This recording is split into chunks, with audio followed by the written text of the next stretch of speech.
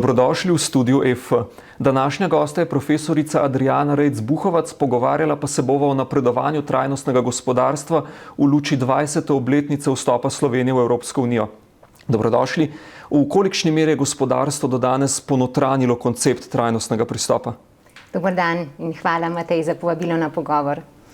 Družba bo vedno ponotranjala, kar je kot norma postavljeno pa širše sprejeto, in žal se je koncept trajnostno naravnanega poslovanja, ki je bil leta 1987 že postavljen z Gro Harlem Brundtland komisarko, majčkeno izkrivil. Torej, prvotna zasnova trajnostnega razvoja je bila v trojček usmerjena: naravo, družbo in ekonomijo. Ta tretji del, ekonomija, ne pomeni poslovne uspešnosti, ampak dejansko gospodarstva. Kot ESG koncept, ki ga pa danes skozi direktive slovenska podjetja pa tudi druga podjetja skušajo ponotraniti, je majčkeno ožji, ker pokriva okoljski vidik pa družbeni vidik, governance, ta tretji upravljavski pa ni identičen ekonomskemu. V bistvu samo struktura, s katero upravljaš procese in ljudi nastaviš, da stvari tečejo. Tako da ekonomski vidik uhaja iz horizonta. Zdaj, kaj to pomeni za prakso? V podjetjih je zavest, da je treba za naravo kaj dobrega narediti zelo močna. S poudarkom na krožnosti smo se zelo v ta tretji R, recycle, usmerili, ta prva dva pa nista več tako močna. Zmanjšati porabo, znotraj svojih procesov iskati ponovno uporabo, šele pol kasneje v iskanje partnerjev, ki bodo pa reciklažo lahko peljali. Tako da fokus na krožnosti majčkeno umika od širine, ki bi jo hoteli imeti pogled.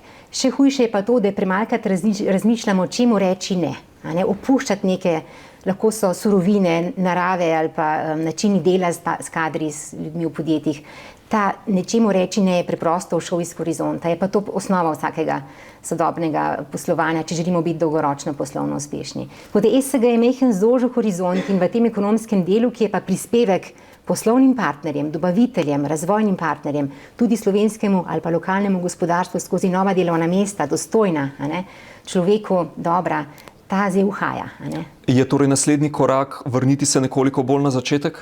To bi si je zelo želela, in ko v podjetjih vodimo procese trajnostne transformacije poslovanja, ki je res strateška, gremo vedno v temelje. Tudi ta trend zdaj razogljičenja ali pa poskusa priti do neke neto ničelne točke, to ni ciljna črta. Ciljna črta je, ko bomo začeli planet tudi mehen izboljšati kot tak in kakovost bivanja v družbi dvigovati na raven celo regenerativnih občutkov. Tako da ja, treba bo v temelje nazaj iti in skušati preko plašnic, ki nam jih je nadala, zdaj bomo rekli tudi regulatorna družba, pogledati v tiste osnovne koncepte, ki so edini, ki lahko na dolgi rok nas dvignajo na povsem nov nivo. Kje pa smo pri tem v primerjavi s tujino? Ko sem 15 let nazaj proučevala takrat v Združenih državah Amerike najboljša podjetja na področju trajnostno naravnanega poslovanja, so že vsaj imela strategije, ampak ne trajnostne strategije, ker to je funkcijska strategija, kot je strategija marketinga, digitalizacije, ampak na krovni ravni so imeli trajnostne poslovne strategije in to usmerjene v produkte, tehnologije, ljudi.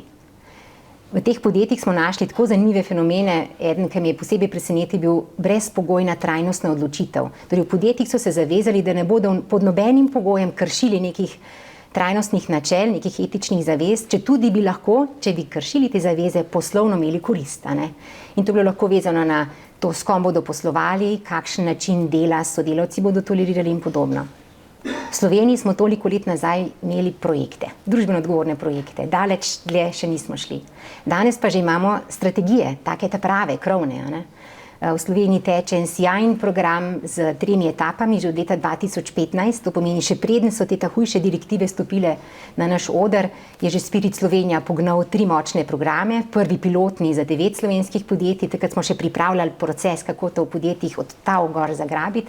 Potem pa od leta 19 do 22 že večji program, 60 slovenskih podjetij, malih pa srednjih, in zdaj v tekočem obdobju do leta 2025, morda malo 26, pa program, ki pa pobira zagonska podjetja, mikro, malo in srednja velika podjetja, skupaj morda njih 150. To ne se postavlja na čist drug nivo poslovanja, kajti v Evropski uniji, v tem delu Evrope, ni nobene države, ki bi tak program imela. V neki nežni nasnovi, morda Estonija, ampak zelo nežni.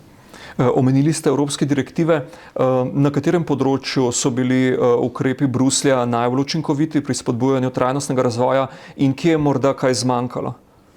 Vsak ukrep je zelo dobrodošel. Je zelo dober, sploh če gre za neke oblike finančnih spodbud za podjetja in za segment malih pa srednje velikih podjetij toliko bolj, ker ona težje, tako rečemo, stojko offsetajo neke poslovno ne takošne koristi, ki jih s trajnostnimi rešitvami razvijajo, kot pa velika podjetja, kjer je več prostora za to igro.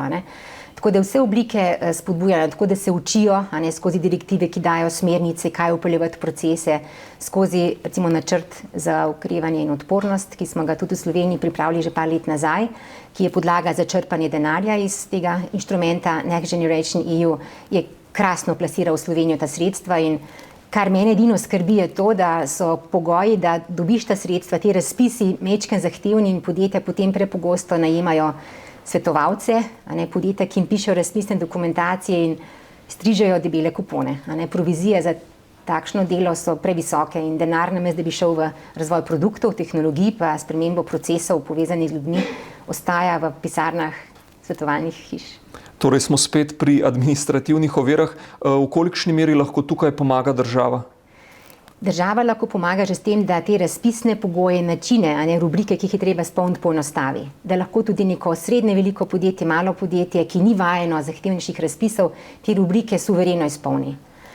Ker svoje procese poznajo, svoje produkte poznajo, to je prvo. Drugič pa, da pride naproti z mehanizmi, kjer bo mogoče črpati dovolj velika sredstva. 10 tisoč evrov, kot so voucherji, je premalo za kaj korenitejšega.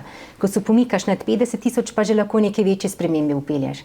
Kot da zdajšnji program, ki ga Spirit Slovenija pelje, prav strateška, trajnostna in krožna transformacija, omogoča malim in srednje velikim podjetjem do 90 tisoč evrov nepovratnih sredstev, pod pogojem, da so v 5-mesečnem obdobju, ki ga z ekspertom vodijo in je proces transformacije, razvijajo res močno strategijo, trajnostno poslovno strategijo, ki je uprta v vse 3 smeri, v človeka, v naravo in tudi v poslovne partnerje, v ekonomijo. Kakšne pa so vaše izkušnje s študenti? Kako dobro se oni zavedajo pomena trajnostne komponente gospodarstva? Študenti in študentke so vedno presenečenje. Poslanstvo naše fakultete že vrsto let širiti obzorja. In 2 tedna nazaj smo imeli trajnostni teden, smo zelo jasno odprli smer, da bo treba širiti obzorja tudi alternativam gospodarske rasti. To pomeni zavedati se, da gospodarska rast ne more biti neskončna, ampak ob nekih omejitvah danih resursov in zmožnosti kapacitet ljudi. No, študenti so voljno testo. Se pa vedno najde neka trda, ambiciozna skupina fantov in deklet, ki bi brezkompromisno pristali na kakršenkoli način, ki omogoča kratkoročno maksimizacijo dobička, še stare doktrine poslovnih šol. To ni več naše jedro. Argumenti teh mladih so že povzročili nelagodje med kolegi, med študenti in študentkami, ki jih slišijo in odziv, ki ni v podporo temu. Tako da jedro je močnejše, je ugodnejše, etična drža je veliko večja, kot je bila pri nas, ko smo bili teh let. Njihova želja sodelovati v nekih trajnostnih spremembah je takojšnja, ne želijo čakati, da bodo prevzeli menedžerske pozicije, jutri želi spremembo soustvariti. In tudi pričakovanja vizavi delodajalcev so točno takšna. Iščejo delovna mesta, kjer bodo lahko puščali kot tis danes. Ravno ta hip učim eno skupino podiplomskih študentov in sem jih izzvala s brezpogojnimi trajnostnimi odločitvami na osebni ravni. To pomeni na ravni potrošništva, vsakodnevnih odločitev. Nihče ni bil v zadregi. Nasprotno, nekaterim je bilo to tako samoumevno, da sem bila jaz v zadregi. Najlepša hvala za ta nadvse zanimiv pogovor. Hvala tudi vam, spoštovani gledalci. Spremljajte nas še naprej.